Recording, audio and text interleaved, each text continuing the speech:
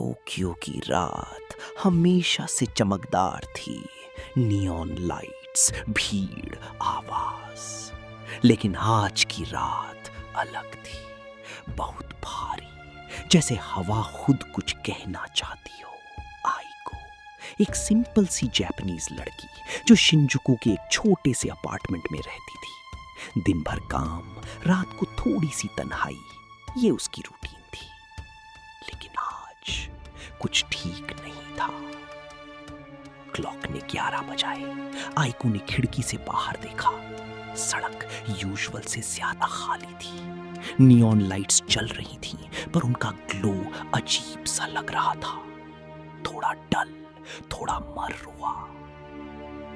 तभी उसे लगा जैसे कोई उसका नाम धीरे से ले रहा हो। आइको। वो तुरंत मुड़ती है। रूम में कोई नहीं, सिर्फ एक पुराना मिरर जो उसने कभी यूज नहीं किया था। मिरर में रिफ्लेक्शन थोड़ा डिले हो रहा था, जैसे उसका रिफ्लेक्शन उसे देख रहा हो, पर अपनी मर्जी से। आइको ने आंखें झपकाई। सब नॉर्मल हो गया, बस थकान है, उसने खुद से कहा। पर फिर फोन वाइब्रेट हुआ। Unknown number, message, don't look behind. उसका दिल तेज धड़कने लगा। धीरे से उसने अपनी गर्दन घुमाई, कोई नहीं। लेकिन जब उसने दोबारा मिरर की तरफ देखा, उसका रिफ्लेक्शन उसके पीछे खड़ा था और रिफ्लेक्शन मुस्कुरा रहा था। आइको जम गई। उसका असली बॉडी स्टिल था, पर मिरर में रिफ्लेक्शन धीरे धीरे उसके करीब आ रहा था। आज रात तुम्हारी है। आइको पीछे हटी। उसने लाइट ऑन करने की कोशिश की, पर स्विच काम नहीं कर रहा था। रूम धीरे धीरे अंधेरा हो रहा था। उसने दरवाजा खोला और भागने लगी। स्टेयर से नीचे सड़क पर बिना पीछे देखे। टोक्यो की सड़कें जो हमेशा जिंदा लगती थीं, आज बिल्कुल खामोश थीं। कोई गाड़ी नहीं, कोई आवाज नहीं, सिर्फ उसके कदमों की गूंज। फिर उसने महसूस किया कोई उसके साथ चल रहा है।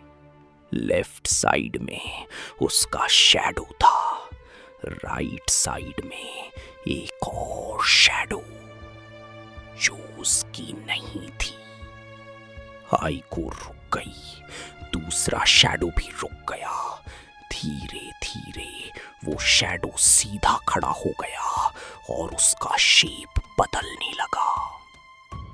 तुम भाग नहीं सकती। आइको ने चीखने की कोशिश की, पर आवाज नहीं निकली, जैसे उसकी आवाज किसी ने चुरा ली हो। उसके आसपास की दुनिया ब्लर होने लगी, लाइट्स फ्लिकर करने लगी और सब कुछ अंधेरे में डूब गया।